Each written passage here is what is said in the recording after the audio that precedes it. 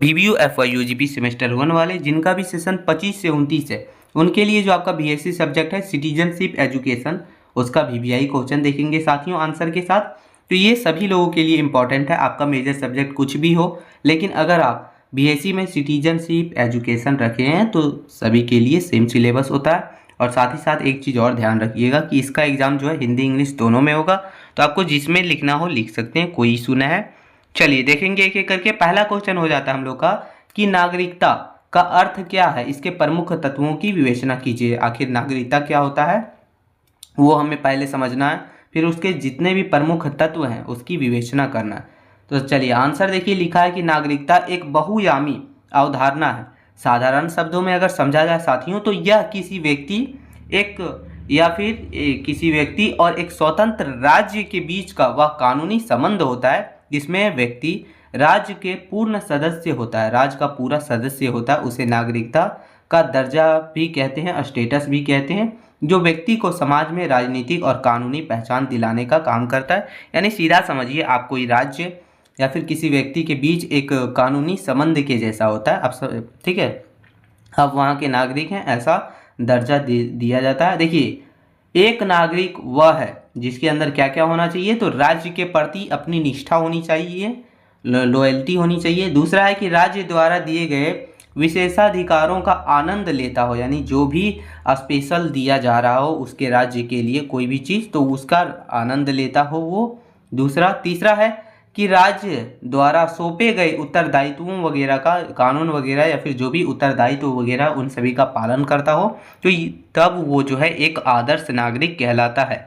आगे देखिए, प्रमुख विद्वानों ने इनकी परिभाषाएं दी हैं। क्या क्या परिभाषा वो देखिए, तो अरस्तु के अनुसार, यानी इन्होंने बोला था कि नागरिक वह है जो राज्य के शासन यानी न्याय प्रशासन हो गया या फिर विधीय कार्य वगैरह में भाग लेता है, तो वो हमारा नागरिक कहलाता है। ये कहा था अरस्तु ने। फिर हमारा दूसरा परिभाषा हो जाता है जो है मैक्स वेबर के द्वारा। उन्होंने कहा कि उन्होंने नागरिकता को नगर की सहायता से जोड़कर देखा, जहाँ व्यक्ति को कानून के शासन के तहत अधिकार मिलते हैं। तो ये मैक्स वेबर के द्वारा कहा गया था, इसका परिभाषा दिया गया था। फिर हम लोग का हो जाता E.M. वाइट, ठीक है, E.M. वाइट, नागरिक केवल यानी नागरिकता केवल अधिकार नहीं बल्कि एक उत्तरदायित्व भी है, जिसमें व्यक्ति अपने समुदाय के प्रति जागरूक वगैरह भी रहता है। तो ये प्रमुख विद्वानों के द्वारा जो परिभाषा दिए गए हैं वो हमने देखा। अब देखिए आगे देखेंगे दोस्तों कि नागरिकता के प्रमुख तत्व के बारे में। आखिर जो आपका नागरिकता है उसका कितने प्रमुख तत्व हैं, तो इसे समझने के लिए हम लोग जो है 4 प्रमुख वर्गों में इसे विभाजित करेंगे। पहला हमारा TH मार्शल मॉडल, जिसको बोलते हैं TH मार्शल का त्रिपक्षीय मॉडल, ठीक है। समाजशास्त्री TH मार्शल ने नागरिकता के 3 ऐतिहासिक विकास चरण को इसके तत्व बताया, यानी इन्होंने जो है 3 चरण को जो है इसके विकास का तत्व बताया। क्या क्या चरण है? पहला है नागरिक तत्व, इसमें कानून के समक्ष समानता शामिल होती है, व्यक्ति के जीवन स्वतंत्रता और संपत्ति का आधार होता है। इसका उद्देश्य व्यक्ति की निजी स्वतंत्रता वगैरह की रक्षा करना, तो ये पहला तत्व बताया। दूसरा तत्व बताया जो है राजनीतिक तत्व, यह लोकतंत्र का आधार है। इसमें व्यक्ति को सत्ता में भागीदारी मिलती है, जैसे कि वोट देना, जनप्रतिनिधि बनना या फिर सरकार की नीतियों वगैरह का आलोचना करने का अधिकार मिलता है। तो ये दूसरा तत्व हो गया। तीसरा तत्व है साथियों हम लोग का कि यह सामाजिक तत्व, इसमें व्यक्ति को सामाजिक सुरक्षा और आर्थिक न्याय मिलता है। शिक्षा, स्वास्थ्य और सम्मानजनक जीवन स्तर उसके अनिवार्य हिस्से होते हैं। तो ये 3 तत्व जो है बताया गया था TH मार्शल के द्वारा।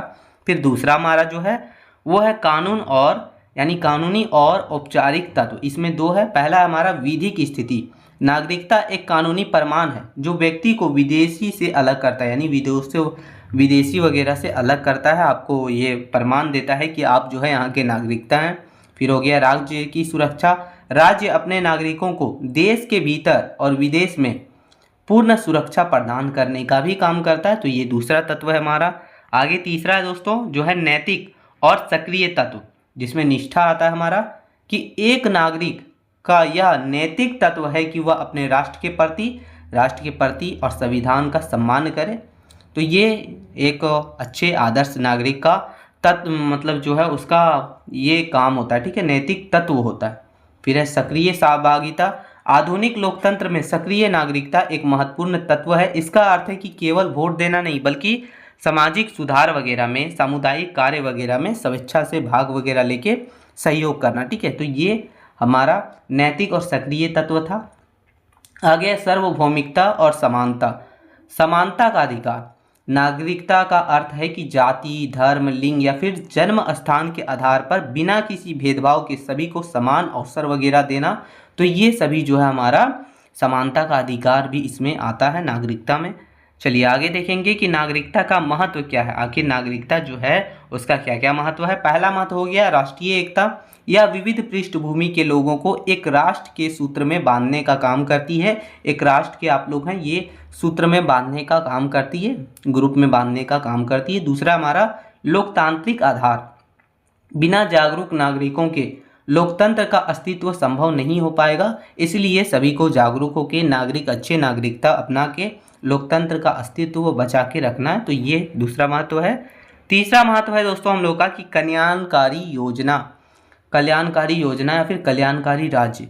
नागरिकता ही वह आधार है जिसके माध्यम से राज्य अपनी कल्याणकारी योजना वगैरह, जैसे राशन हो गया, पेंशन वगैरह या फिर मुफ्त शिक्षा वगैरह, केवल अपने नागरिकों तक ही पहुंचाता है। अभी देखिए ई कल्याण स्कॉलरशिप हो गया, भले ही ना मिल रहा हो लेकिन झारखंड के लिए है। तो इसी तरीक़ा से अपना राज्य के लिए स्पेशल कुछ कुछ जो है दिया जाता है। ठीक है, तो ये महत्व है। निष्कर्ष चलिए देखते हैं। निष्कर्ष लिखा है कि नागरिकता व्यक्ति और देश के बीच एक अटूट रिश्ता होता है। इसमें राज्य नागरिक को अधिकार और सुरक्षा देता है और बदले में नागरिक देश के प्रति अपनी निष्ठा और जिम्मेदारी निभाता है। अधिकार और कर्तव्य का सही मेल ही नागरिकता का आधार है। तो ये हमने देखा कि नागरिकता क्या है और इसके जितने भी प्रमुख तत्व थे वो हमने देखा साथियों। क्वेश्चन नंबर 1 ये आपके लिए बहुत ज़्यादा इंपॉर्टेंट भी है। आगे क्वेश्चन नंबर दूसरा देखेंगे। क्वेश्चन नंबर दूसरा है कि भारतीय संविधान की प्रस्तावना की विशेषताओं का विवेचना कीजिए या फिर वर्णन कीजिए। यानी भारतीय संविधान में जो हमारा प्रस्तावना दिया गया है उसकी क्या क्या विशेषताएं हैं वो हमें देखेंगे। तो देखिए आंसर है कि भारतीय संविधान की प्रस्तावना संविधान के मूल आदर्शों, दर्शन और उद्देश्यों का सार है। इसे संविधान के कुंजी या फिर आत्मा या फिर राजनीतिक जनपत्री भी कहा जाता है। यानी ये संविधान का कुंजी या फिर आत्मा या फिर राजनीतिक जन्मपत्री है। यह पंडित जवाहरलाल नेहरू द्वारा पेश किए गए उद्देश्य प्रस्ताव पर आधारित है। ये हमारा भारतीय संविधान का प्रस्तावना। इसकी प्रमुख विशेषताएं हम लोग एक एक करके अच्छे से समझेंगे कि प्रस्तावना की प्रमुख विशेषताएं क्या है। तो पहला विशेषता हमारा कि शक्ति का स्रोत। प्रस्तावना की पहली पंक्ति जो है हमारा कि हम भारत के लोग, यह स्पष्ट करती है कि भारत के संविधान का निर्माण भारत की जनता ने किया। हम भारत के लोग यानी कि हर एक भारत के नागरिक, और संविधान की शक्ति भी जनता से ही मिलती है या लोकप्रिय संप्रभुत्वता के सिद्धांत वगैरह को दर्शाने का काम करता है ये लाइन। ठीक है, तो ये शक्ति के स्रोत के रूप में भी काम करता है। दूसरा हो गया भारत का स्वरूप। प्रस्तावना भारत को निम्नलिखित 5 रूपों में परिभाषित करती है। यानी जो प्रस्तावना है भारतीय संविधान का प्रस्तावना वो भारत को 5 रूप में परिभाषित करती है। पहला देखिए वो है संपूर्ण प्रभुत्व संपन्न। इसका अर्थ है कि भारत अपने आंतरिक और विदेशी मामलों में पूरी तरह से स्वतंत्र है, वह किसी विदेशी शक्तियों के अधीन नहीं है। तो ये पहला स्वरूप दिखाता है भारत का। दूसरा हो गया समाजवादी। भारत में लोकतांत्रिक समाजवाद को अपनाया गया है जिसका लक्ष्य है मिश्रित अर्थव्यवस्था के माध्यम से गरीबी, अज्ञानता और अवसर वगैरह की असमानता को खत्म करना। तो ये आपको दूसरा स्वरूप दिखाया गया है। तीसरा है पंथ निरपेक्ष। राज्य का अपना कोई धर्म नहीं है, राज्य सभी धर्मों को समान संरक्षण और सम्मान देता है। ये धर्म पंथ निरपेक्ष दिया गया है। नागरिकों को अपनी इच्छा से धर्म मानने की इजाज़त है। तो ये पंथ निरपेक्ष में है। फिर है लोकतंत्रात्मक। शासन की शक्ति जनता के हाथ में है, जनता अपने प्रतिनिधियों को चुनती है और सरकार चलाने का काम करती है। तो ये 5 तरीक़ा से भारत का जो है हमारा स्वरूप दिख रहा है। आगे देखिए गणराज्य। भारत का सर्वोच्च प्रमुख राष्ट्रपति वंशानुगत राजा की तरह नहीं होता बल्कि जनता द्वारा अप्रत्यक्ष रूप से चुना जाता है। तो ये दिखाया गया है। दूसरा हमारा ये था। तीसरा है न्याय के उद्देश्य। न्याय के उद्देश्य दिखाया गया प्रस्तावना में। संविधान का मुख्य लक्ष्य अपने नागरिकों को 3 प्रकार के न्याय दिलाना है। पहला जो न्याय हो गया वो है सामाजिक न्याय। समाज में किसी के साथ जाति, धर्म या लिंग के आधार पर भेदभाव नहीं होना चाहिए, ये पहला है। दूसरा है आर्थिक न्याय दोस्तों, यानी धन वगैरह का समान वितरण हो और आर्थिक आधार पर भेदभाव वगैरह ना हो, तो ये भी बताया गया है। तीसरा है राजनीतिक न्याय, हर नागरिक को बिना किसी भेदभाव के राजनीति में भाग लेने का समान अधिकार मिला है, तो ये हमारा तीसरा था। चौथा है स्वतंत्रता, समता और बंधुत्व।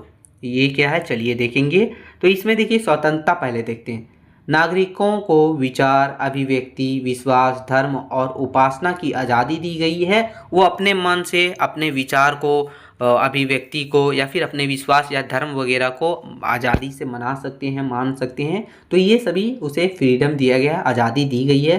फिर है समता, कानून की नज़र में सब बराबर है, ऐसा संविधान में दिया गया है। भले ही आदमी नहीं मानता है वो अलग बात है, लेकिन हम लोग का संविधान बहुत ही मजबूत है। समाज के हर वर्ग को प्रतिष्ठा और अवसर की समानता प्रदान की गई है, तो ये दिया गया हमारे भारतीय संविधान में, संविधान की प्रस्तावना में। फिर है बंधुत्व दोस्तों, यह नागरिकों के बीच भाईचारे की भावना को बढ़ावा देता है, जिससे व्यक्ति की गरिमा और राष्ट्र की एकता व अखंडता सुनिश्चित हो सके, तो ये दिया गया है चौथा। पांचवा हो गया 42वां संविधान संशोधन जो हुआ था 1976 में। तो इस संशोधन के द्वारा प्रस्तावना में 3 नए शब्द जोड़े गए थे। कौन कौन से शब्द? पहला था समाजवादी, दूसरा है पंथ निरपेक्ष और तीसरा है अखंडता। तो ये 3 शब्द जोड़ा कब गया था? 1976 में 42वां संशोधन में। ठीक है, ये ध्यान रखिएगा। आगे देखते हैं हम लोग। छठा जो है प्रस्तावना की कानूनी स्थिति। तो प्रस्तावना संविधान का अंग है या नहीं, इस पर लंबे समय तक विवाद भी रहा था। यानी जो हमारा प्रस्तावना है भारतीय संविधान का, वो संविधान का अंग है या नहीं, ये लंबे समय तक विवाद भी रहा था। अंततः केशवनाथ भारती बनाम केरल राज्य 1973 मामले में सर्वोच्च न्यायालय ने यह निर्णय दिया कि प्रस्तावना संविधान का अभिन्न अंग है। यानी ये दिया गया कि प्रस्तावना जो है वो संविधान का ही अंग है और बहुत ही जरूरी अंग है। संसद इसमें संशोधन कर सकती है, लेकिन इसके मूल ढांचे को नहीं बदल सकती। ये सर्वोच्च न्यायालय के द्वारा निर्णय लिया गया था, ये दोनों निर्णय लिया गया है। चलिए निष्कर्ष देखते हैं। निष्कर्ष लिखा है साथियों कि प्रस्तावना जो है भारतीय संविधान का वह आईना है जिसमें हमारे देश के लोकतंत्र की पूरी झलक मिलती है। यानी यह न केवल सरकार को जनता के प्रति जवाबदेह बनाती है, बल्कि हर नागरिक को आज़ादी, बराबरी और न्याय का भरोसा भी दिलाती है। सरल शब्दों में कहें तो यह वह बुनियाद है जिससे पूरे भारत की व्यवस्था टिकी हुई है। तो ये हमारा प्रस्तावना है भारतीय संविधान की। प्रस्तावना का प्रमुख विशेषताएं हम लोग अच्छे से समझ लिए। ये बहुत ही इंपॉर्टेंट क्वेश्चन भी था, आपको हर हाल में कर लेना। आगे क्वेश्चन नंबर तीसरा देखेंगे।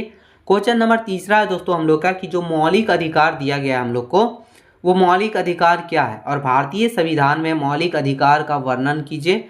यानी इसका जो भारतीय संविधान में मौलिक अधिकारों का जो वर्णन वगैरह दिया गया है उसका वर्णन करना है हम लोग को। तो चलिए समझते हैं, अच्छे से समझेंगे। तो देखिए आंसर है कि मौलिक अधिकार वे अधिकार हैं जो किसी भी व्यक्ति के व्यक्तित्व के सर्वगीण विकास, यानी उसके पूरी तरीक़ा से विकास में सहयोग देता है। यानी भौतिक विकास हो गया, मानसिक विकास हो गया या फिर आध्यात्मिक विकास के लिए एक जरूरी होता है ये हमारा भौतिक यानी मौलिक अधिकार। ठीक है, तो ये है। ये अधिकार नागरिकों के राज्यों के निरंकुश शक्ति के विरुद्ध सुरक्षा प्रदान करने का काम करता है। यानी ये अधिकार जो है नागरिकों को दिया गया है कि अगर कोई राज्य जो है मनमानी वगैरह करे, मनमानी शक्ति वगैरह का मतलब अपना शक्ति वगैरह का यूज करे, तो उसका विरुद्ध सुरक्षा प्रदान करने के लिए ये हमारा मौलिक अधिकार है।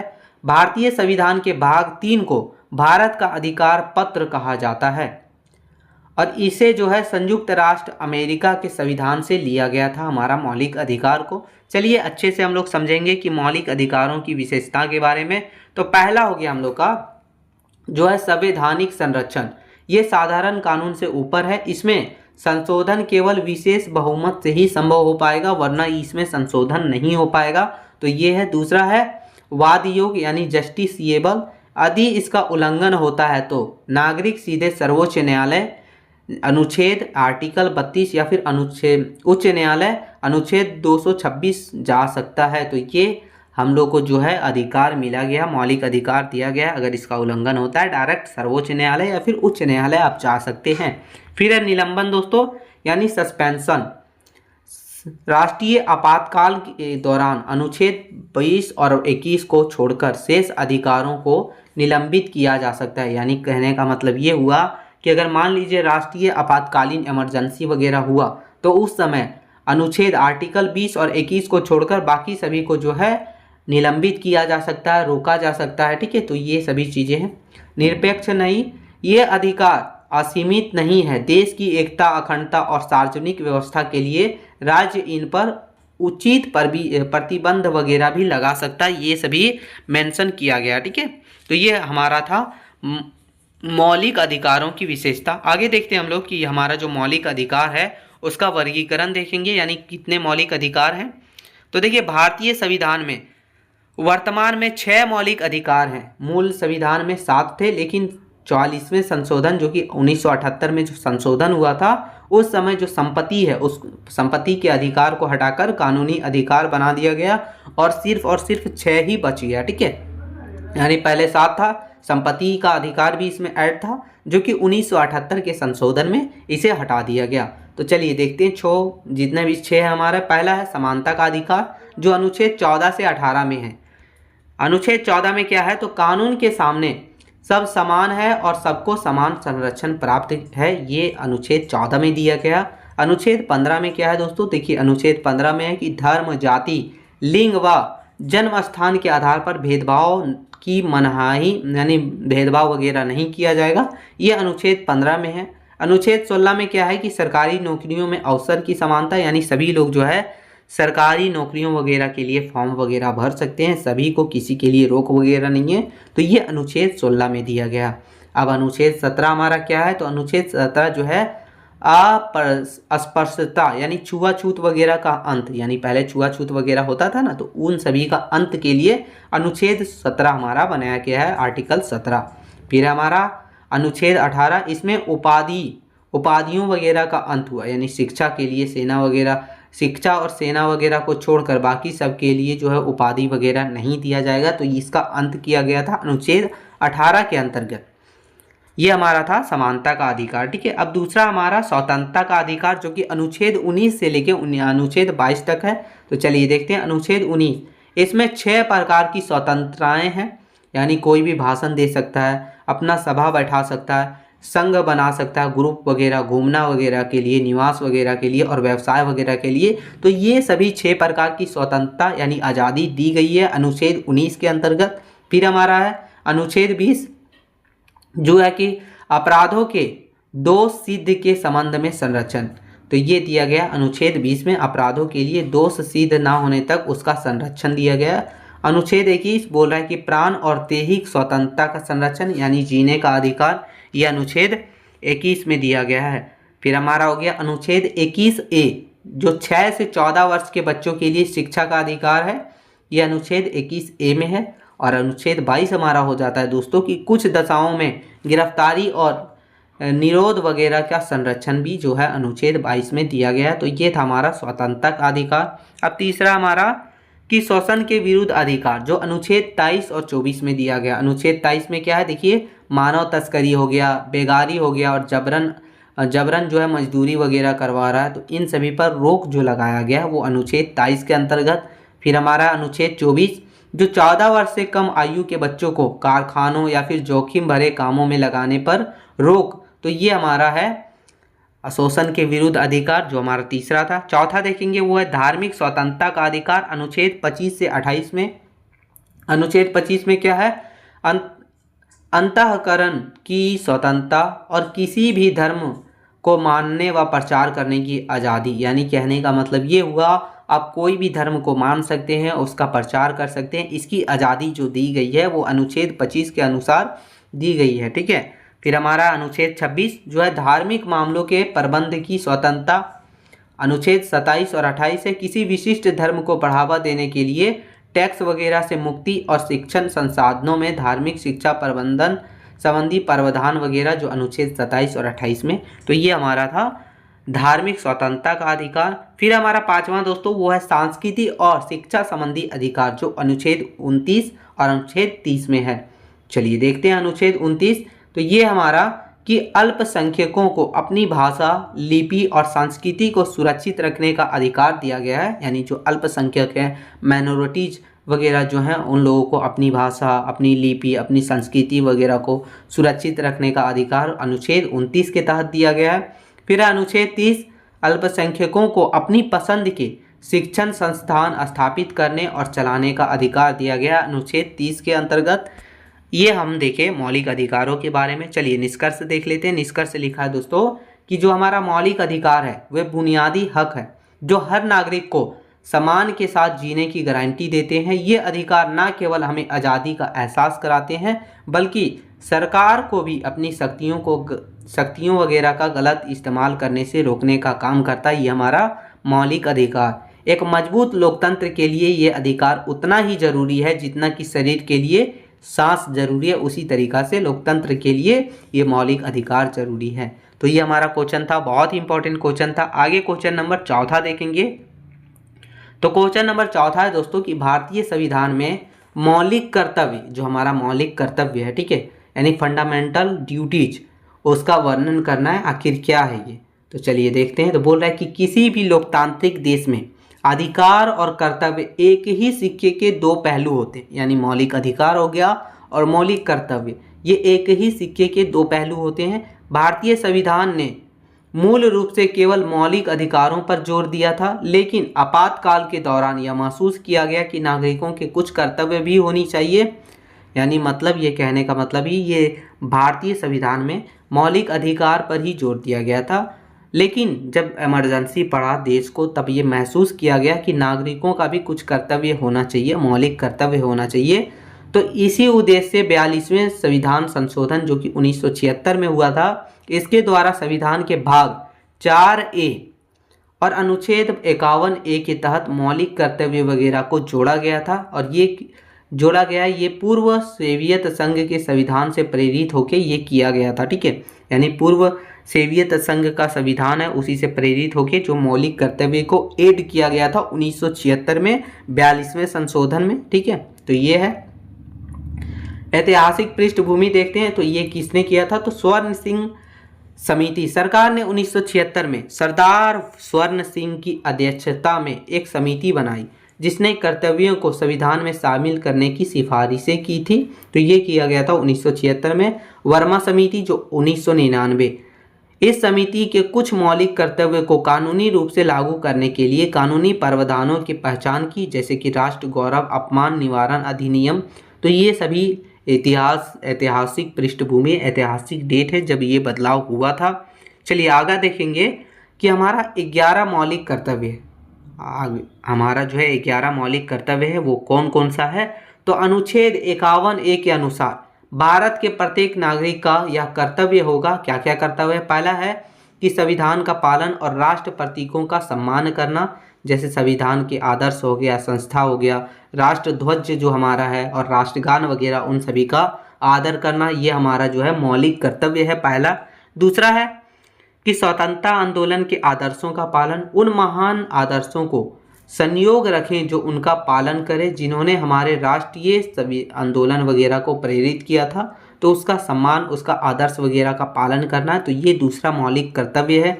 तीसरा है दोस्तों संप्रभुता, एकता और अखंडता की रक्षा, भारत की एकता और अखंडता के अक्षुण्ण बनाए रखने का प्रयास करें, यानी उसे जो है समेट के रखने का, बना के रखने का, इसका रक्षा करने का प्रयास करना है। तो ये हम लोग का तीसरा जो है मौलिक कर्तव्य है। चौथा मौलिक कर्तव्य है कि देश की रक्षा और राष्ट्र सेवा, बुलाए जाने पर राष्ट्र की रक्षा करें और देश की सेवा के लिए समर्पित रहें। तो ये हमारा चौथा मौलिक कर्तव्य है।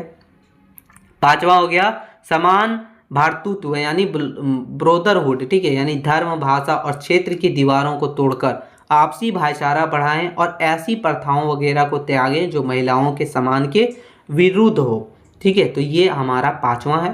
छठा है सांस्कृतिक विरासत का संरक्षण, हमारी गौरवशाली और मिलीजुली संस्कृति की विरासत को समझें और उसे सुरक्षित रखने का काम करें। तो ये हमारा छठा जो है कर्तव्य है। सातवां कर्तव्य है प्राकृतिक पर्यावरण की रक्षा, वन, झील, नदी और वन्य जीव वगैरह का संरक्षण करें और जीव मात्र के प्रति दया भाव भी रखना है। तो ये छठा हमारा जो है मौलिक कर्तव्य है।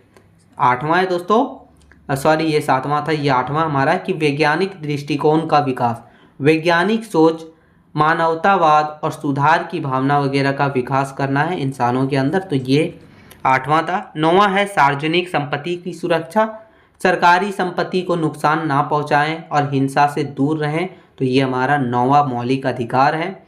11वां है जो है व्यक्तिगत और सामूहिक उत्कृष्टता, जीवन के हर क्षेत्र में आगे बढ़ने का प्रयास करें ताकि राष्ट्र लगातार उन्नति की ऊंचाइयां को छू सके। तो ये हमारा 10वां मौलिक कर्तव्य है। ठीक है। और 11वां लास्ट जो है हमारा दोस्तों वो है शिक्षा का अवसर, जो कि हमारा 86 जो संशोधन हुआ था 2002 में, उसमें 6 से 14 वर्ष तक के आयु के बच्चों के माता पिता या फिर संरक्षक उन्हें शिक्षा प्राप्त करने के अवसर प्रदान करें। तो ये टोटल 11 मौलिक कर्तव्य है जो हमारे भारतीय संविधान में दिया गया है। मौलिक कर्तव्यों की प्रकृति और उसका महत्व क्या है, तो चलिए देखते हैं। नैतिक दायित्व, ये कानूनी से ज़्यादा नैतिक जिम्मेदारी है। सामाजिक अनुशासन, ये नागरिक को समाज में अनुशासित रखने और राष्ट्र विरोधी गतिविधियों से दूर रहने का संचेत करते हैं। यानी वैसे गतिविधि, वैसा काम जो राष्ट्र का विरोध करता हो, तो उन सभी गतिविधियों से दूर रहने के लिए ये हमारा नैतिक दायित्व होता है। फिर है संविधान की व्याख्या में सहायक, अदालतों किसी कानून की संवैधानिक की जांच करते समय मौलिक कर्तव्य वगैरह को ध्यान में रख सकती है। तो ये है। फिर है गैर परिवर्तनीय, यदि कोई नागरिक इसका पालन नहीं करता तो उसे सीधे अदालत द्वारा सजा नहीं दी जा सकती। जब तक कि उस विषय पर कोई अलग कानून ना बना हो तब तक जो है उसे सीधे तौर पर जो है सजा नहीं दिया जा सकता है। तो ये कहा गया है। देखिए इसकी आलोचना, यानी इसकी कुछ कमियां जो है आलोचना है वो क्या है, तो इसकी सूची जो है वो अधूरी है। सूची अधूरी है, जैसे कर देना, मतदान करना, इसमें शामिल नहीं है। ये सब जो है हमारा शामिल नहीं है मौलिक कर्तव्य में। फिर है इसकी भाषा थोड़ी जटिल और जो है अस्पष्ट है, यानी जटिल है और अस्पष्ट नहीं है। जैसे साझा संस्कृति, वैज्ञानिक दृष्टिकोण, ऐसा लिखा गया। ठीक है। फिर है कानूनी दंड की व्यवस्था ना होने के कारण कुछ लोग इसे केवल नैतिक उपदेश मानते हैं और इसे जो है मौलिक कर्तव्य वगैरह को नहीं फॉलो करते हैं बहुत सारे लोग। निष्कर्ष चलिए देखते हैं। निष्कर्ष लिखा दोस्तों कि जो हमारा मौलिक कर्तव्य है वो भारतीय लोकतंत्र को सशक्त बनाने का एक माध्यम है। ये हमें याद दिलाते हैं कि हम केवल अधिकारों के उपभोक्ता नहीं हैं बल्कि राष्ट्र निर्माण के भागीदार भी हैं। यदि नागरिक अपने कर्तव्य वगैरह का ईमानदारी से पालन करे तो देश की एकता और प्रगति को कोई नहीं रोक सकता। तो ये हमारा मौलिक कर्तव्य है और ये मौलिक कर्तव्य जो है बहुत ज़्यादा ज़रूरी है और क्वेश्चन भी आपके एग्जाम के लिए बहुत ज़्यादा ज़रूरी है। ज़रूर से ज़रूर पूरा कर लीजिएगा। आगे क्वेश्चन नंबर 5वां देखेंगे साथियों। जो हमारा क्वेश्चन नंबर 5वां है कि स्वतंत्रता, समानता, न्याय और अधिकार की अवधारणा का वर्णन कीजिए। यानी स्वतंत्रता का, समानता का, न्याय का और अधिकार की जो अवधारणा है उसका वर्णन करना है हमें। तो चलिए देखेंगे। आंसर है कि राजनीतिक सिद्धांत के केंद्र में 4 शब्द, पहला है स्वतंत्रता, दूसरा है समानता, तीसरा है न्याय और चौथा अधिकार, लोकतंत्र के आधार स्तंभ माने जाते हैं। यानी ये 4 शब्द जो है वो लोकतंत्र के आधार स्तंभ माने जाते हैं। ये केवल शब्द नहीं है बल्कि वे आदर्श हैं जो किसी भी समाज की राजनीतिक और सामाजिक व्यवस्था को दिशा देने का काम करती है। प्रोफेसर लस्की और जॉन रॉल्स जैसे विचारकों ने इन अवधारणाओं को आधुनिक राज्य के लिए जरूरी माना था। यानी जो प्रोफेसर लॉक्सी थे और जॉन रॉल्स वगैरह, उन सभी विचारकों ने माना कि जो ये स्वतंत्रता, समानता, न्याय और अधिकार है ये आधुनिक राज्य के लिए बहुत ज़्यादा जरूरी माना था उन्होंने। चलिए पहले एक एक करके हम सब देखेंगे। पहले देखेंगे स्वतंत्रता का। तो स्वतंत्रता जो शब्द है वो लैटिन शब्द लाइबर से बनकर बना है, जिसका अर्थ है कि बंधनों का अभाव, यानी बंधन वगैरह से छूट जाना। ठीक है, उसका अभाव, स्वतंत्र। इसका नकारात्मक स्वतंत्रता क्या होता है, इसका समर्थन एडम स्मिथ और जे एस मिल जैसे विचारकों ने किया। इसका मानना है कि राज्य की व्यक्ति के कार्यों में कम से कम हस्तक्षेप करना चाहिए। व्यक्ति जो चाहे करे यही स्वतंत्रता है। यानी कहने का मतलब ये हुआ कि कोई भी राज्य का काम है, व्यक्ति का काम है, उसमें राज्य जो है ज़्यादा हस्तक्षेप नहीं करना चाहिए। व्यक्ति जो चाहेगा वो कर सके, ऐसी आज़ादी होनी चाहिए। फिर आगे है हमारा सकारात्मक स्वतंत्रता। लस्की और टी.एच. ग्रीन इसके समर्थक थे। इनका मानना था कि स्वतंत्रता का अर्थ केवल बंधाओं का ना होना चाहिए, बल्कि ऐसी परिस्थितियों का होना चाहिए जिसमें व्यक्ति अपने व्यक्तित्व वगैरह का विकास भी कर सके। तो ऐसा मानना था हमारा लस्की और टी.एच. ग्रीन का। ठीक है, आगे देखिए प्रकार देखेंगे। इसका प्रकार है साथियों कि नागरिक स्वतंत्रता यानी जीने का हक, राजनीतिक स्वतंत्रता वोट देने का हक, और आर्थिक स्वतंत्रता रोजगार वगैरह करने का हक जो हमें दिया गया है, ये स्वतंत्रता होता है। फिर हमारा हो गया समानता। समानता देखेंगे। समानता का अर्थ यह नहीं है कि सभी व्यक्तियों की आय या फिर कठगाथी एक जैसी हो, यानी कि लंबाई ऊंचाई एक जैसी हो, ये समानता नहीं होता, क्योंकि यह तो प्राकृतिक रूप से संभव नहीं है, बल्कि इसका अर्थ है कि अवसर वगैरह को जो है समान रूप से देना। तो ये हमारा होता है समानता। चलिए आगे देखें। विशेषाधिकारों का अंत। समाज में किसी भी व्यक्ति को धर्म, जाति या फिर वंश के आधार पर कोई विशेष सुविधा ना मिले, सबको समान मिले। तो ये पहला इसका समानता का जो है मतलब हमारा दिया गया है। फिर दूसरा है पर्याप्त अवसर। प्रत्येक व्यक्ति को अपनी योग्यता साबित करने का समान मौका मिलना चाहिए। तो ये है, ठीक है। फिर आयाम है साथियों कानूनी समानता। कानून के सामने सब एक है। सामाजिक समानता, छुआछूत और भेदभाव का अंत। आर्थिक समानता, धन का संकेंद्रण कुछ भी हाथों में ना हो। तो ये सभी हमारा समानता है। फिर हो गया हमारा आगे अधिकार। अधिकार समाज की वे मांग है जो राज्य अपनी मान्यता देता है। अधिकारों के बिना मनुष्य का जीवन एक पशु के जैसा है, जानवर के जैसा। क्या क्या है देखिए, लस्की के विचार, उन्होंने क्या अपना विचार दिया था कि प्रत्येक राज्य अपने द्वारा दिए गए अधिकारों वगैरह से जाना जाता है। यानी मान लीजिए अभी झारखंड का ही ले लीजिए, झारखंड में चल रहा है मैया समान योजना, तो ये झारखंड वासियों के लिए है। तो यही होता है, ठीक है। यानी प्रत्येक राज्य अपने अधिकार वगैरह से जाने जाते हैं। दूसरा है हमारा प्राकृतिक अधिकार, जो है जॉन लॉक के अनुसार जीवन, स्वतंत्रता और संपत्ति मनुष्य के प्राकृतिक अधिकार हैं। तो ये कहा था हमारे जॉन लॉक ने, ये प्राकृतिक अधिकार हैं, वो सभी के लिए हैं। फिर है आगे दोस्तों कि कानूनी और मौलिक अधिकार, वे अधिकार जिसे संविधान या कानून का संरक्षण प्राप्त होता है। तो ये होता है मौलिक और कानूनी अधिकार। इसका सिद्धांत देखा जाए तो अधिकार और कर्तव्य एक ही सिक्के के दो पहलू हैं। यदि आपको बोलने का अधिकार है तो दूसरे को सुनने का कर्तव्य भी होना चाहिए। तो ये हमारा अधिकार के बारे में था। अब देखते हैं न्याय। न्याय वह धागा है जो स्वतंत्रता, समानता और अधिकार को आपस में जोड़ने का काम करता है। यह समाज में उचित बंटवारे और संतुलन वगैरह की बात करता है, यानी समाज को बना के रखने का काम करता है न्याय। जॉन रॉल्स का न्याय का सिद्धांत जो है, जॉर्ज रोल के अनुसार न्याय का अर्थ समाज के सबसे निचले स्तर पर खड़े व्यक्ति का सबसे अधिक लाभ पहुंचना, ये है उनका सिद्धांत दिया गया है न्याय का जॉन रॉल्स के द्वारा। फिर है दोस्तों कि सामाजिक न्याय। इसका अर्थ है कि समाज से वंचित वर्ग, SC, ST, OBC, महिला वगैरह, इन सभी को विशेष सुरक्षा देकर उसे मुख्य धारा में लाने का काम। तो ये हमारा न्याय है। न्याय राजनीतिक न्याय, बिना भेदभाव के शासन में भागीदारी भी दी गई है। अब देखेंगे हम लोग इन सभी चारों के बीच जो आपसी संबंध है वो क्या है। तो ये चारों अवधारणाएं एक दूसरे से जुड़ी हुई है। बिना समानता के स्वतंत्रता केवल कुछ ही लोगों या फिर विशेषाधिकार बन जाएगी, यानी बिना समानता का स्वतंत्रता सभी लोगों को नहीं मिल पाएगी, ये कहा गया। इसलिए एक दूसरे से जुड़े हुए हैं। दूसरा है कि बिना अधिकार के स्वतंत्रता भी जो है वो स्वतंत्रता का प्रयोग संभव नहीं हो पाएगा। फिर है न्याय वह सूत्र है जो इन तीनों के समाज में सही ढंग से लागू करने का काम करता है। चलिए निष्कर्ष देखते हैं। तो लिखा है कि स्वतंत्रता हमें उड़ने का पंख देती है, समानता यह सुनिश्चित करती है कि सबके पास पंख हो, अधिकार उन पंखों की सुरक्षा की गारंटी देता है, और न्याय यह देखता है कि आसमान में सबको उड़ने का सही मौका मिल रहा है क्या नहीं। तो ये बताने का मतलब हुआ हमारा, ठीक है। आगे क्वेश्चन नंबर 6 देखेंगे।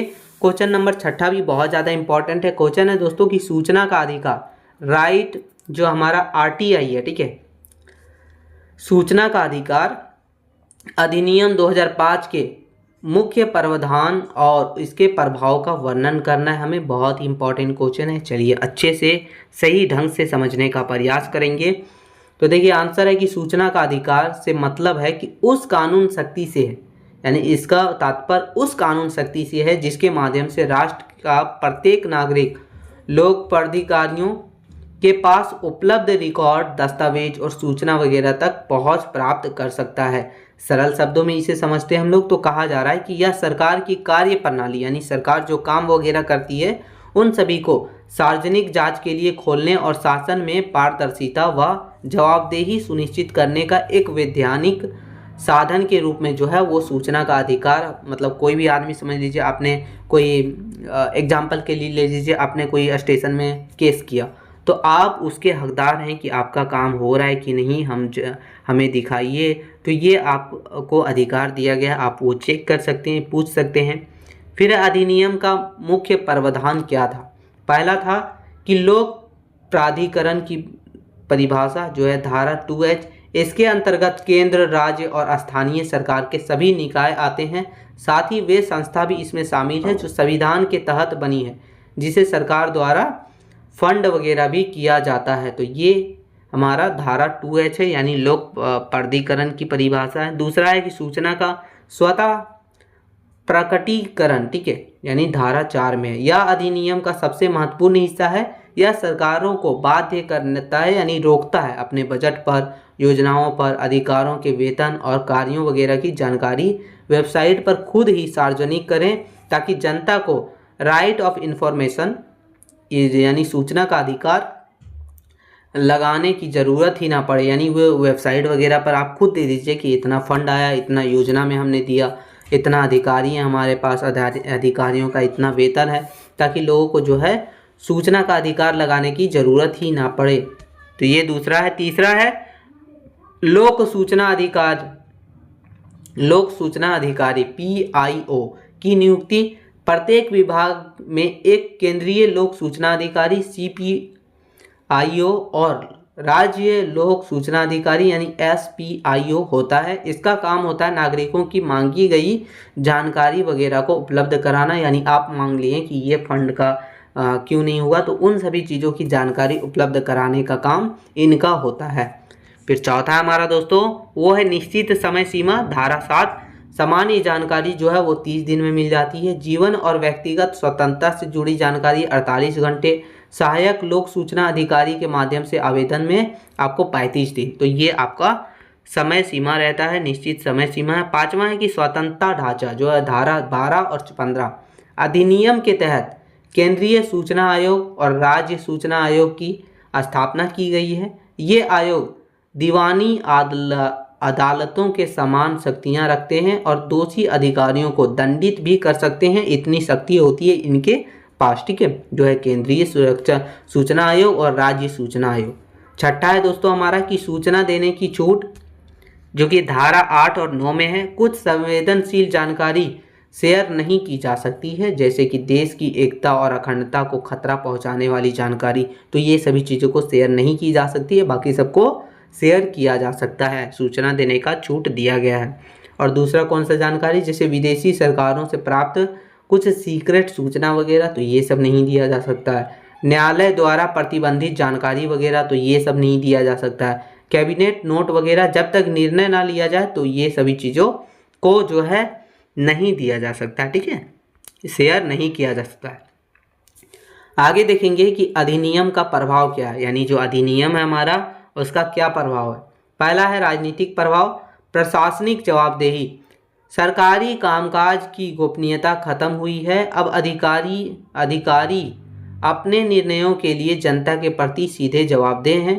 तो ये प्रशासनिक जवाबदेह पहला हो गया। दूसरा है नीति निर्धारण में सुधार। सरकार अब कोई भी नीति बनाने से पहले यह सोचती है कि इसके खर्चे और अभाव का वितरण जनता कभी भी मांग सकती है, इसलिए वो नीति निर्धारण वगैरह को सुधार किया है, ठीक है। फिर दूसरा हो गया हमारा जो है आर्थिक प्रभाव, घोटाले वगैरह का उजागर होना। RTI यानी राइट ऑफ इंफॉर्मेशन, ठीक है, ने भारत में भ्रष्टाचार के विरुद्ध सबसे बड़े हथियार के रूप में काम किया। 2G स्पेक्ट्रम, कोयला घोटाला और कॉमनवेल्थ गेम्स घोटाले इसके उदाहरण है, जिससे जो है घोटाले वगैरह का उजागर हो पाता है। फिर दूसरा है कि धन की सही उपयोग, ग्राम पंचायतों और नगर निगमों के स्तर पर धन का आवंटन और खर्च की जानकारी मांगकर विकास कार्य की गुणवत्ता वगैरह में सुधार भी हुआ है। तो ये हमारा आर्थिक प्रभाव। फिर तीसरा है सामाजिक प्रभाव दोस्तों, गरीब वर्ग का सशक्तिकरण, राशन कार्ड, विधवा पेंशन और छात्रवृत्ति वगैरह जैसे लाभ के लिए अब गरीबों को दफ्तरों के चक्कर नहीं काटने पड़ते। आपका जो है सूचना का अधिकार आवेदन से ही एक रुका हुआ काम अक्सर हो जाता है। फिर है सूचना क्रांति, इसे आम आदमी को प्रजा से नागरिक में बदल दिया जा सकता है। यानी सूचना क्रांति अगर हो तो किसी आम आदमी को प्रजा से नागरिक में बदला जा सकता है। फिर चुनौती और आलोचनात्मक मूल्यांकन, संस्थागत कमियां, कई राज्यों में सूचना आयुक्तों के पद खाली पड़े हैं, जिससे अपील वगैरह अंबर लगा हुआ है, यानी जितने भी अपील वगैरह हैं वो सब अच्छे से नहीं हो पा रही है। सूचना का मुद्दा, सूचना अधिकार जो दिया गया है, ठीक है, कार्यकर्ताओं की हत्या और उन पर हमले एक गंभीर समस्या है। यानी बहुत सारे लोग अगर सच दिखाते हैं तो उन सभी का हत्या वगैरह या फिर उन पर जो है गंभीर हमले वगैरह होते हैं। इसकी सुरक्षा के लिए व्हील स्प्लेयर प्रोटेक्शन एक्ट और सशक्त बनाने की ज़रूरत है, तभी ये हो पाएगा। तो ये सब इसकी कमियां हैं, चुनौतियां हैं। तीसरा है अधिनियम का दुष्प्रयोग, कभी कभी व्यक्तिगत प्रतिद्वंदिता या सरकारी कामकाज में बाधा डालने के लिए अनावश्यक RTI वगैरह भी लगाई जाती है। सरकारी बाधाएं, 2019 के संशोधन के बाद केंद्र सरकार को सूचना आयुक्तों के वेतन और कार्यकाल तय करने की शक्ति मिल गई है, जिसकी आलोचना आयोग की स्वायत्तता को कम करने के रूप में की जा सकती है। तो ये सभी हमारा था सूचना का अधिकार नियम के बारे में, जो 2005 में लागू किया गया है। निष्कर्ष देखा जाए तो निष्कर्ष है दोस्तों कि RTI अधिनियम सरकारी कामकाज में पारदर्शिता और जवाबदेही लगाने वाला एक क्रांतिकारी कानून है। यह भ्रष्टाचार पर लगाम लगाता है और आम जनता को शासन में भागीदारी बनाकर लोकतंत्र को असल मायने में मजबूत करने का काम करता है। ये हमारा RTI। चलिए आगे क्वेश्चन नंबर 7वां देखेंगे मित्रों। क्वेश्चन नंबर 7वां है कि डिजिटल नागरिकता और मीडिया साक्षरता के महत्व पर एक संक्षिप्त टिप्पणी लिखिए। तो चलिए समझेंगे, अच्छे से समझेंगे। तो 21वीं सदी सूचना प्रौद्योगिकी और इंटरनेट की सदी है। यानी ये जो सदी है, 21वीं सदी जो चल रही है, वो सूचना प्रौद्योगिकी और इंटरनेट का सदी माना जा सकता है इसे, क्योंकि आज मनुष्य का जीवन भौतिक जगत से अधिक डिजिटल जगत में व्यतीत हो रहा है। ऐसे में डिजिटल नागरिकता और मीडिया साक्षरता दो ऐसे अनिवार्य यानी जरूरी स्तंभ बनकर उभरे हैं, जो एक व्यक्ति को इस आभासी दुनिया में न केवल सुरक्षित रखते हैं, बल्कि एक जिम्मेदार नागरिक के रूप में स्थापित करने के लिए भी मजबूर करते हैं। यानी कहने का मतलब ये हुआ कि आजकल का जो युग चल रहा है उसमें सूचना प्रौद्योगिकी और इंटरनेट बहुत ज़रूरी माना जा रहा है, क्योंकि आजकल व्यक्ति जो है वो भौतिक दुनिया से ज़्यादा तो डिजिटल जगत में ही बिजी रहते हैं। इसीलिए डिजिटल नागरिकता और मीडिया साक्षरता दो ऐसे प्रमुख स्तंभ बन के उभरे हैं, जो कोई भी व्यक्ति को एक आभासी दुनिया में न केवल सुरक्षित रखता है, बल्कि एक जिम्मेदार नागरिक के रूप में उसे स्थापित करने का भी काम करता है। चलिए एक एक करके देखेंगे। पहला हमारा डिजिटल नागरिकता। तो डिजिटल नागरिकता का अर्थ है डिजिटल समाज में उचित और जिम्मेदार व्यवहार के मानकों का पालन करना। इसके अंतर्गत जो है 9 प्रमुख स्तंभ माने जाते हैं और इसके महत्व वगैरह को इसी से 9 प्रमुख स्तंभ से पता चलते हैं, जिसमें पहला हमारा डिजिटल पहुंच। यह सुनिश्चित करता है कि समाज की सभी वर्गों तक तकनीक वगैरह पहुंच हो, ताकि डिजिटल डिवाइस वगैरह को कम किया जा सके। तो ये डिजिटल पहुंच वगैरह को हर एक जगह तक पहुंचाने का काम। दूसरा है डिजिटल वाणिज्य। ऑनलाइन खरीदारी और बैंकिंग वगैरह के दौरान धोखाधड़ी से बचने की समझ और सुरक्षित लेन देन की जानकारी देने का ये काम करता है। फिर है डिजिटल संचार। ईमेल हो गया, सोशल मीडिया और मैसेजिंग ऐप वगैरह के माध्यम से सूचना वगैरह को सही और स्पष्ट आदान प्रदान करना, यानी भेजना लेना, ठीक है। आगे हो गया डिजिटल साक्षरता, केवल उपकरण का प्रयोग करना ही नहीं बल्कि नई तकनीक वगैरह को जल्दी सीखने और उसे सही ढंग से उपयोग करने की क्षमता भी दिया गया है डिजिटल साक्षरता। फिर आगे हमारा दोस्तों डिजिटल शिष्टाचार, ठीक है, ऑनलाइन मंच पर अभद्र भाषा का प्रयोग ना करना और दूसरे की प्राइवेसी वगैरह का सम्मान करना, तो ये हमें डिजिटल शिष्टाचार। फिर है डिजिटल कानून, साइबर अपराध जैसे पायरेसी, हैकिंग और पहचान की चोरी वगैरह के बारे में कानूनी ज्ञान वगैरह रखना, तो ये डिजिटल कानून। फिर है डिजिटल अधिकार और उत्तरदायित्व, जैसे वास्तविक दुनिया में हमारे अधिकार हैं वैसे ही इंटरनेट पर अभिव्यक्ति की स्वतंत्रता हमारा अधिकार है, लेकिन दूसरों को हानि ना पहुंचाकर हमारी जिम्मेदारी होती है, यानी दूसरों को हानि बिना पहुंचाए ये सब करना हमारी जिम्मेदारी होती है। फिर है दोस्तों हमारा डिजिटल स्वास्थ्य, अत्यधिक स्क्रीन टाइम से होने वाले शारीरिक, यानी जैसे आप ज़्यादा देखिएगा फ़ोन वगैरह तो उससे होने वाली जो शारीरिक बीमारी है, आँख की समस्या हो गया या फिर मानसिक तनाव वगैरह, अकेलापन वगैरह, इन सभी के प्रभावों को के प्रति जागरूक वगैरह रहना, तो ये ज़रूरी होता है। फिर डिजिटल सुरक्षा, डेटा को सुरक्षित रखने के लिए पासवर्ड सुरक्षा, एंटीवायरस और 2 फैक्टर ऑथेंटिकेशन वगैरह का उपयोग करना, तो ये सब हमारा था, ठीक है। आगे देखेंगे मीडिया साक्षरता के बारे में। हमने जो है डिजिटल हमने देखा, डिजिटल नागरिकता देख लिया। अब देखेंगे हम लोग मीडिया साक्षरता के बारे में। मीडिया साक्षरता का अर्थ है मीडिया के विभिन्न रूप, जिसमें समाचार पत्र आता है, विज्ञापन आता है, सोशल मीडिया आता है, इन सभी को डिकोड करने की क्षमता को हम लोग मीडिया साक्षरता बोलते हैं। जिसमें पहला हम लोग का आलोचनात्मक विश्लेषण। मीडिया साक्षरता हमें सिखाती है कि यह संदेश किसने बनाया और इसे क्यों बनाया गया है। इससे हम सूचना के पीछे की वित्तीय और राजनीतिक एजेंडा वगैरह को समझ पाते हैं, आलोचनात्मक विश्लेषण कर पाते हैं। फिर आगे हमारा दूसरा है दोस्तों फेक न्यूज और प्रोपेगेंडा का मुकाबला। आज व्हाट्सएप और फेसबुक पर भ्रामक खबरें सूचना और सामाजिक सद्भाव वगैरह को प्रभावित करने का काम करती है, यानी फेक न्यूज वगैरह फैलाने का काम किया जाता है। मीडिया साक्षरता व्यक्ति को फैक्ट चेकिंग की प्रक्रिया सिखाती है, यानी वहाँ से सीख पाते हैं लोग कि ये सच है या नहीं है, उससे फैक्ट वगैरह चेक कर सकते हैं, जिससे आप जो है फेक न्यूज और प्रोपेगेंडा वगैरह से बच सकते हैं। फिर आगे हो गया हम लोग का विज्ञापनों वगैरह की समझ। मीडिया साक्षरता हमें यह समझने में मदद करती है कि विज्ञापन कैसी हमारी इच्छाओं को कंट्रोल करते हैं, जिससे हम एक जागरूक उपभोक्ता भी बन सकते हैं। फिर आगे हमारा सामग्री निर्माण यानी कंटेंट क्रिएशन, यह केवल उपभोग तक सीमित नहीं है। मीडिया साक्षरता नागरिक को अपना स्वयं का संदेश सामग्री यानी कंटेंट क्रिएशन वगैरह के लिए जिम्मेदारी के साथ बनाने और शेयर करने के लिए प्रेरित करने का भी काम करती है। यह हमारा मीडिया साक्षरता। आगे देखते हैं हम लोग कि समाज और लोकतंत्र पर इन दोनों का क्या प्रभाव है, दोनों का हम लोग देख रहे हैं, ठीक है।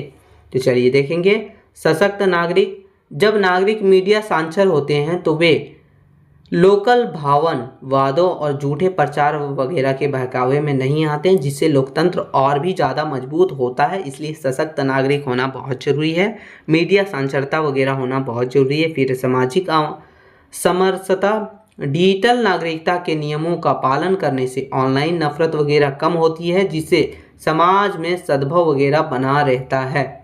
साइबर अपराधों में कमी, जागरूक डिजिटल नागरिक साइबर ठगी वगैरह का शिकार कम होते हैं, जिससे आर्थिक सुरक्षा भी बढ़ती है। यानी अगर जागरूक डिजिटल नागरिक है तो उसके साथ साइबर ठगी वगैरह का शिकार वो कम होते हैं और उससे हमारा जो है आर्थिक सुरक्षा बढ़ती है, बनी रहती है।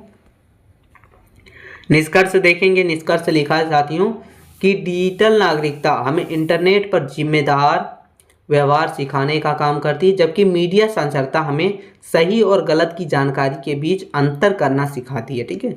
आज के युग में ये दोनों कौशल हमें ऑनलाइन खतरे वगैरह से बचाकर एक सुरक्षित और जागरूक नागरिक बनाने के लिए बहुत ही जरूरी है। तो ये हमारा क्वेश्चन नंबर 7वां था और बहुत ज़्यादा इंपॉर्टेंट क्वेश्चन था, जो कि है डिजिटल नागरिकता और मीडिया साक्षरता के बारे में।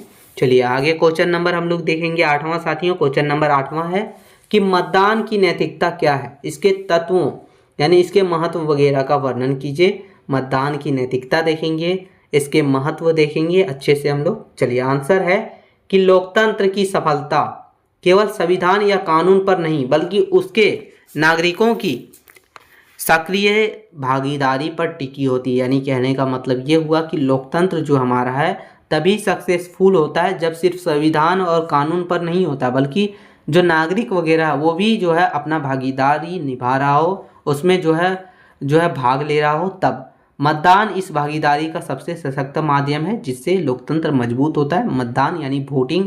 मतदान की नैतिकता का अर्थ है कि अपने विवेक, ईमानदारी और बिना किसी प्रलोभन के राष्ट्रीय हित में सही प्रतिनिधि का चुनाव करना, सही लोग का चुनाव करना जो आपके देश को संभाले या फिर आपके राज्य को संभाले। यह एक नागरिक की नैतिक और वैधानिक दायित्व भी होता है। आगे देखेंगे कि मतदान की नैतिकता।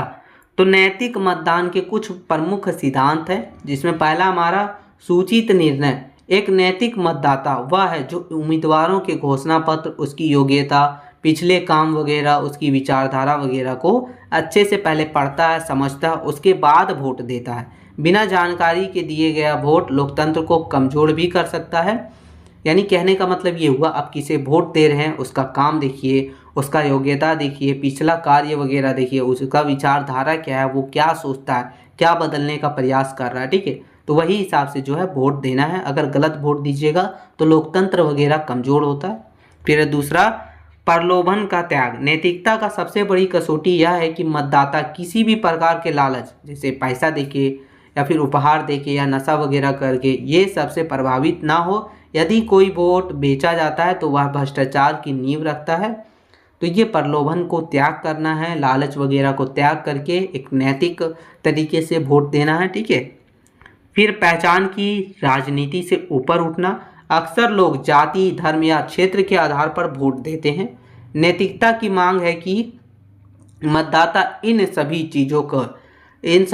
चीज़ों के दीवारों को तोड़कर केवल योग्यता और देश हित में जो काम कर रहे हैं वही आधार पर जो है वोट देना। तो ये हमारा है। फिर आगे है नैतिक दायित्व।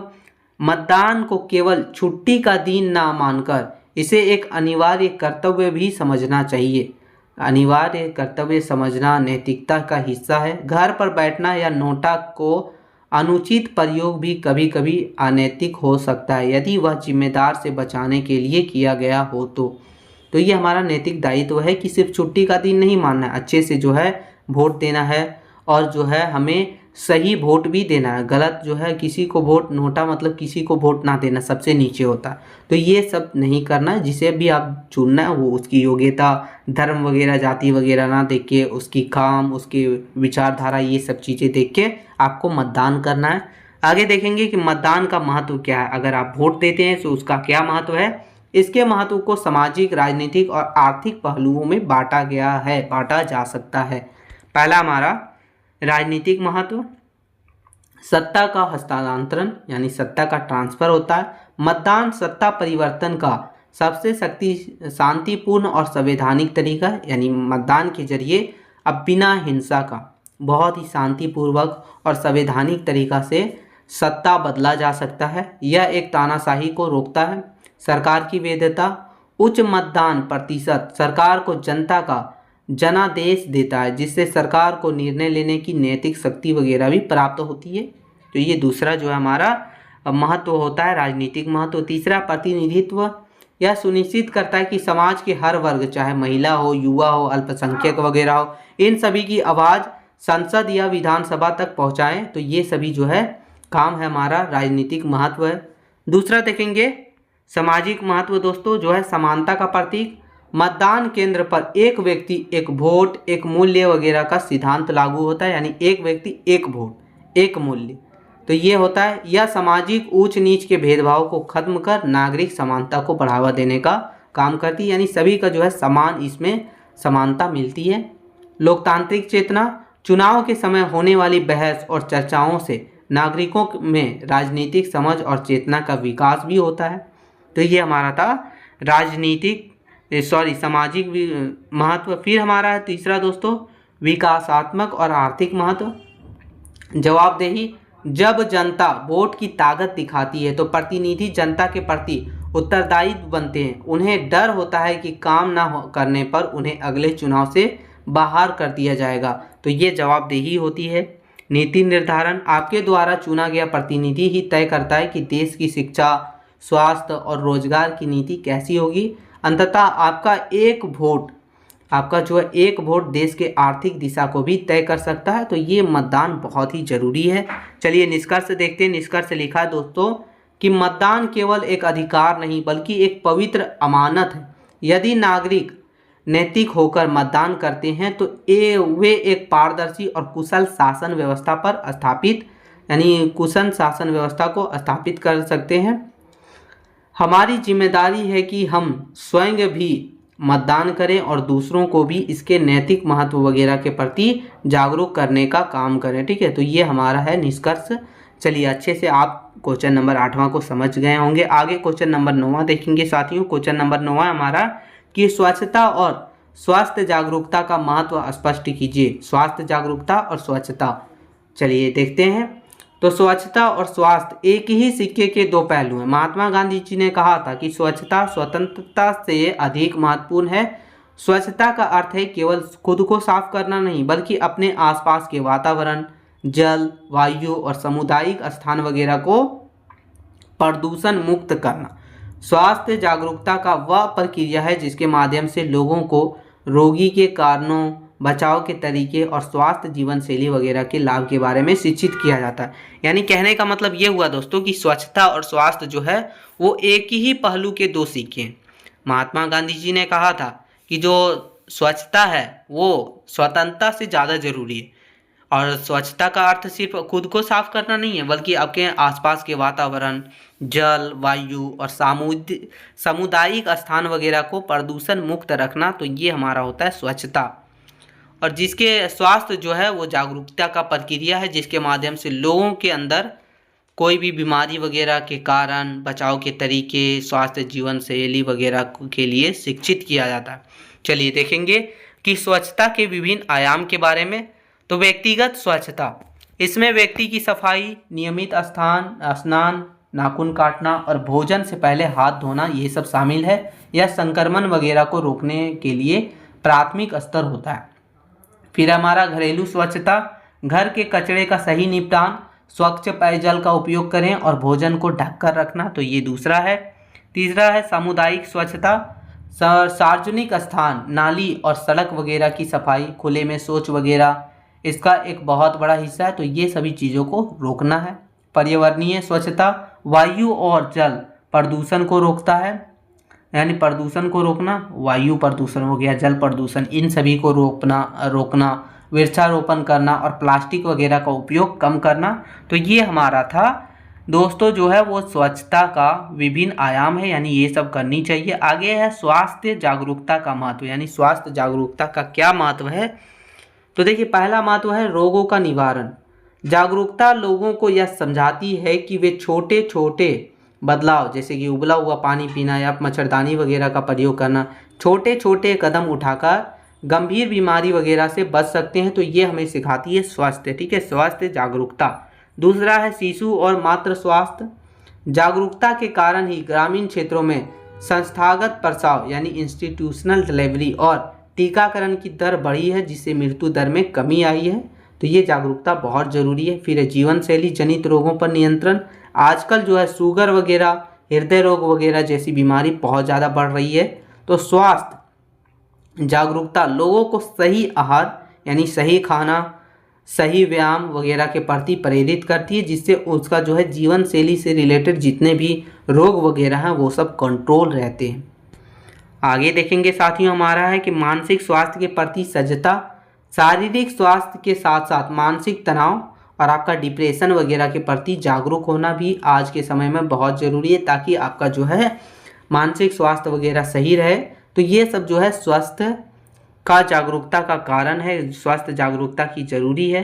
आगे देखेंगे हम लोग कि स्वच्छता और स्वास्थ्य का सामाजिक आर्थिक प्रभाव क्या है।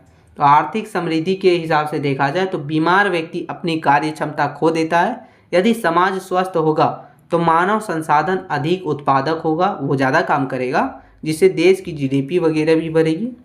फिर है चिकित्सा की कमी, चिकित्सा व्यय में कमी। स्वच्छता के अभाव में गरीब वर्ग की कमाई का एक बड़ा हिस्सा अस्पताल में खर्च हो जाता है। यानी अगर बीमार वगैरह हैं तो आप जो कमा रहे हैं उससे उसका एक बड़ा हिस्सा जो है अस्पताल वगैरह में ही खर्च हो जाता है। तो ये सब होता है जागरूकता की कमी के कारण, जिसके कारण आर्थिक बोझ वगैरह भी बढ़ जाती है। तो ये हमारा था।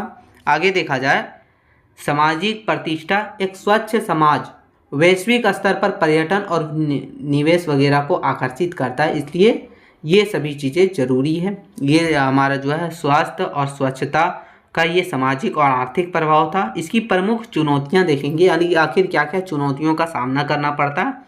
तो पहला है अशिक्षा और अंधविश्वास। यानी चुनौती कैसे आती है, तो अशिक्षा से आती है, अंधविश्वास से आती है। कई क्षेत्रों में आज भी लोग बीमारी का देवीय प्रकोप मानते हैं, यानी बीमारी को देवीय प्रकोप मानते हैं, इलाज के बजाय झाड़ फूक वगैरह का सहारा लेते हैं। तो ये जो है अशिक्षा और अंधविश्वास के कारण ये चुनौती आती है। दूसरा है संसाधनों का अभाव। बढ़ती जनसंख्या के कारण कचरा प्रबंधन और शुद्ध पेयजल की आपूर्ति एक बहुत बड़ी चुनौती आती जा रही है, चुनौती होती जा रही है। फिर है व्यवहारगत परिवर्तन की कमी।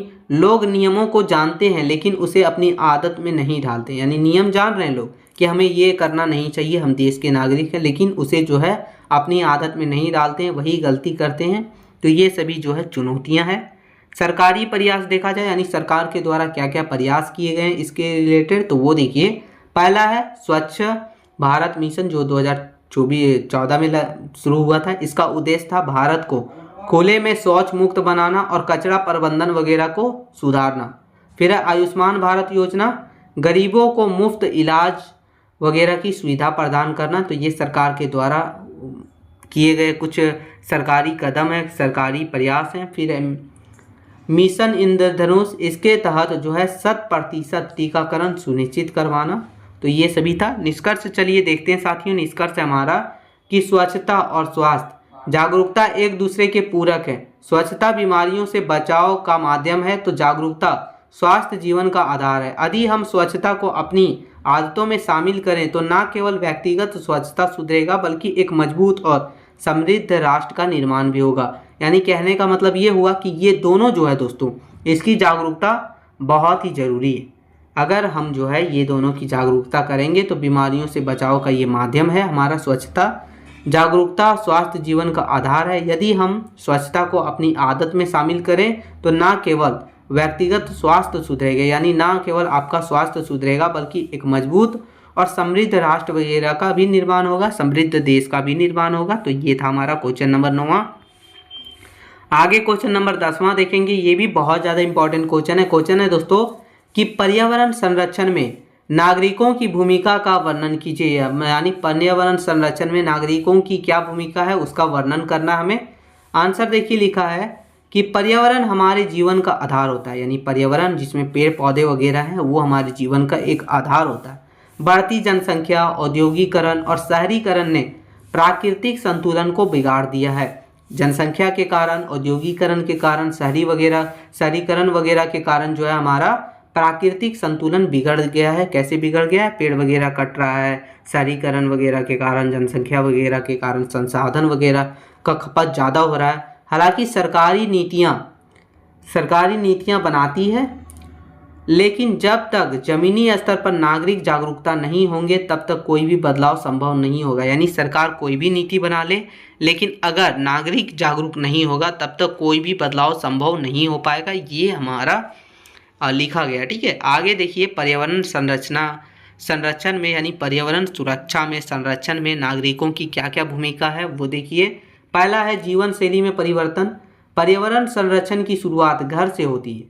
पर्यावरण संरक्षण की शुरुआत पहले घर से होती है। नागरिकों को अपनी आदतों में छोटे छोटे बदलाव करने चाहिए, तभी धीरे धीरे जो है पर्यावरण संरक्षण होगा। पहला ऊर्जा संरक्षण। घरों में प्राकृतिक रोशनी का प्रयोग करना, अनावश्यक चलते पंखे, लाइटें बंद करना और ऊर्जा कुशल उपकरणों जैसे LED बल्ब वगैरह का उपयोग करना है। कहने का मतलब ये हुआ कि घर में प्राकृतिक रोशनी का उपयोग कीजिए। अगर ज़रूरी ना हो तो पंखा वगैरह मत चलाइए, लाइटें बंद करके रखिए। तो ये सभी चीज़ों का उपयोग करके जो है ऊर्जा का संरक्षण किया जा सकता है। दूसरा है जल संरक्षण। ब्रश करते समय नल खुला ना छोड़ना जिससे पानी बहते रह जाए, शावर के बजाय बाल्टी से नहाना और वर्षा जल वगैरह का संचयन को अपनाना। तो ये सब तरीका से जो है किया जा सकता है, ये जीवन शैली में परिवर्तन करके। दूसरा हमारा साथियों की कचरा प्रबंधन और 3R का सिद्धांत। तो बढ़ता हुआ कूड़ा कचरा जमीन और जल दोनों को प्रदूषित कर रहा है, यानी जितना ज़्यादा कचरा वगैरह पड़ रहा है तो ये जो है हमारा जमीन और जल दोनों को प्रदूषित कर रहा है, ठीक है। नागरिकों की भूमिका इसमें अहम है, यानी नागरिक ही जो है इसे बढ़ावा देती है। देखिए कचरे का वर्गीकरण, गीले और सूखे कचरे के अलग अलग करना चाहिए, यानी गीला और सूखा कचरा को पहले अलग अलग करना चाहिए और उसके बाद जो है उसका उचित निपटान हो सके ये करना चाहिए, ये सबसे पहले। फिर प्लास्टिक मुक्त जीवन, प्लास्टिक की थैलियों की जगह जूट या कपड़े की थैली का प्रयोग करना चाहिए। प्लास्टिक कचरा मिट्टी की उर्वरता नष्ट करता है और जानवरों के लिए भी ये जानलेवा होता है, इसलिए प्लास्टिक की जो है यूज कम करना चाहिए, ज़्यादा से ज़्यादा जो है जूट और कपड़े की थैली का उपयोग करना चाहिए। तो ये सब तरीका है। आगे देखिए पुनर्चक्रण, पुरानी वस्तुओं को फेंकने के बजाय उन्हें नए रूप देना या कबाड़ वाले को देना ताकि उसे रिसाइकल किया जाए, यानी फिर से उसे जो है उपयोग के लिए लाया जाए। तो ये हमारा दूसरा था। चलिए तीसरा देखेंगे साथियों कि आखिर तीसरा, तो तीसरा हमारा कि हरित परिवहन का चयन, ठीक है। तो वाहनों से निकलने वाली धुआं वायु प्रदूषण का मुख्य कारण है, यानी जो वाहनों से आप देखिएगा धुआं वगैरह निकलता है वो वायु प्रदूषण का सबसे मुख्य कारण है। तो नागरिक इसमें निम्नलिखित योगदान दे सकते हैं, आप जो है ऐसे योगदान दे सकते हैं। कैसे? तो कम दूरी के लिए साइकिल का उपयोग करें या फिर पैदल चलें, यानी छोटी छोटी दूरी के लिए जो है आप जो है गाड़ी वगैरह का उपयोग ना करें। फिर है निजी वाहनों के बजाय बस, मेट्रो या फिर ट्रेन जैसे सार्वजनिक परिवहन का अधिक उपयोग करें ताकि धुआं कम निकले और पर्यावरण जो हमारा है वो कम जो है प्रदूषित हो। फिर आगे है दोस्तों कि हमारा कार पूलिंग को बढ़ावा दे, इससे ईंधन की बचत हो और सड़कों पर भीड़ भी कम होगी। तो ये सब तरीके से जो है आप प्रदूषण को रोक सकते हैं। चौथा हो गया हमारा कि वृक्षारोपण और संरक्षण, पेड़ पृथ्वी के फेफड़े, पेड़ जो है पृथ्वी के फेफड़े हैं क्योंकि वहाँ से हमें ऑक्सीजन मिलती है, साथ ही साथ जो है पर्यावरण को बना के रखता है। नागरिकों को न केवल नए पौधे लगाना चाहिए बल्कि मौजूदा पौधे की कटाई का विरोध भी करना चाहिए। सामुदायिक स्तर पर पार्क, सार्वजनिक स्थान पर हरियाली बढ़ाने में सहयोग देना अनिवार्य है। कहने का मतलब ये हुआ कि जो नागरिक हैं यानी हम लोग जो हैं उसे सिर्फ नए पेड़ लगाने नहीं चाहिए बल्कि जो पुराने पेड़ हैं उसकी भी रक्षा करनी चाहिए। अगर उसका कटाई वगैरह हो रहा हो तो उसे रोकिए, रोकने का प्रयास कीजिए। सामुदायिक स्तर यानी पार्क वगैरह पर, सार्वजनिक स्थान वगैरह पर हरियाली बढ़ाने का सहयोग देना चाहिए ताकि हमारा जो है वो वृक्षारोपण होते रहे, संरक्षण होते रहे पर्यावरण हमारा। आगे दोस्तों हमारा पांचवा कि सामाजिक जागरूकता और सक्रियता। एक जागरूक नागरिक वह है जो दूसरे को भी प्रेरित करे, यानी दूसरे को भी बताए कि ये गलत है, ये सही है। पर्यावरण के प्रति जागरूकता फैलाने के लिए नुक्कड़ नाटक, रैलियां और कार्यशालाओं द्वारा मतलब ये सभी चीज़ें आयोजित की जाती जिसमें पर्यावरण के प्रति जागरूकता फैलाई जाती है। फिर आगे हो गया ऐसी कंपनियों के उत्पादों का बहिष्कार करना चाहिए जो पर्यावरण के नियमों का उल्लंघन करती है। तो ये सब तरीका से जो है नागरिक जो है जागरूक होके लोगों को प्रेरित कर सकते हैं। फिर है हमारा दोस्तों कि स्थानीय निकाय यानी म्यूनसिपालिटीज वगैरह जो है उस पर दबाव बनाना कि कूड़ा प्रबंधन और स्वच्छता के नियमों का सख्ती से पालन करें। तो ये सब तरीके से पर्यावरण संरक्षण किया जा सकता है। आगे देखेंगे कि पर्यावरण संरक्षण का क्या महत्व है, आखिर पर्यावरण संरक्षण होता है तो उसका क्या महत्व है। तो नागरिकों द्वारा किए गए छोटे छोटे प्रयासों का महत्व निम्नलिखित है। पहला है पारिस्थितिकी संतुलन, जब नागरिक पेड़ों की रक्षा करते हैं और प्रदूषण कम करते हैं तो यह प्राकृतिक चक्र को बनाए रखने में मदद करता है जिससे समय पर वर्षा भी होती है, संतुलित तापमान भी होता है और शुद्ध वायु सुनिश्चित वगैरह भी होती है। यानी पारिस्थितिकी तंत्र सही होता है जिससे हमें जो है प्रदूषण कम मिलेगा, अच्छे हवा मिलेंगे, समय पर वर्षा मिलेगी, संतुलित तापमान मिलेगा, ठीक है। तो ये सभी आगे देखिए मानव स्वास्थ्य की रक्षा होती है, प्रदूषित पर्यावरण सीधे तौर पर गंभीर बीमारी पैदा करती है, जैसे अस्थमा, कैंसर और हृदय रोग वगैरह का ये कारण बनती है। तो स्वच्छ पर्यावरण का अर्थ है कि एक स्वस्थ समाज और बेहतर जीवन प्रत्याशा। तो ये हमारा यानी कि ये हमारे शरीर की बीमारियां वगैरह को भी दूर मतलब वो नहीं होने देगी। फिर है प्राकृतिक संसाधनों की सुरक्षा। हमारी आने वाली पीढ़ियों के लिए पानी रहेगा, कोयला रहेगा और खनिज जैसे सीमित संसाधनों को बचाना बहुत ही जरूरी है। ये हमारा कर्तव्य भी है। संरक्षण के माध्यम से हम सतत विकास की लक्ष्यों को प्राप्त भी कर सकते हैं। तो पर्यावरण प्राकृतिक संसाधनों की सुरक्षा भी होगी इससे, ठीक है। पर्यावरण संरक्षण से आर्थिक लाभ देखा जाए दोस्तों, तो देखिए पर्यावरण अनुकूल जीवन शैली से ऊर्जा और संसाधनों दोनों की बचत होती है। यानी पर्यावरण की संरक्षण से पर्यावरण अनुकूल जीवन शैली से ऊर्जा यानी एनर्जी भी बचता है और संसाधन वगैरह भी बचती है, जिससे न केवल व्यक्तिगत खर्चा कम होता है बल्कि देश की अर्थव्यवस्था पर भी सकारात्मक प्रभाव पड़ता है, ठीक है, पॉजिटिव इफेक्ट पड़ता है। तो ये सभी हमारा था पर्यावरण संरक्षण का महत्व। निष्कर्ष देख लेते हैं। तो निष्कर्ष लिखा हमारा साथियों कि पर्यावरण संरक्षण केवल सरकार की जिम्मेदारी नहीं बल्कि हम सभी का सामूहिक कर्तव्य है। यदि हर नागरिक जल बचाने, पेड़ लगाने और प्लास्टिक का त्याग करने जैसी छोटी छोटी आदत को अपना ले तो हम आने वाली पीढ़ियों के लिए सुरक्षित और हरा भरा भविष्य दे सकेंगे। तो ये हमारा क्वेश्चन था, क्वेश्चन नंबर 10वां, बहुत ही इंपॉर्टेंट था। तो ये हमने जो है दोस्तों आपका जो सब्जेक्ट है सिटीजनशिप एजुकेशन, उसके लिए 10 BBI क्वेश्चन लिए जो आपके लिए ये था। आप अच्छे से इसे कर लीजिएगा। साथ ही साथ चैनल पर नए हैं तो सब्सक्राइब करके बेल आइकन को ऑन कर दीजिएगा साथियों, ठीक है। मिलते हैं नई वीडियो में, तब तक के लिए जय हिंद मित्रों।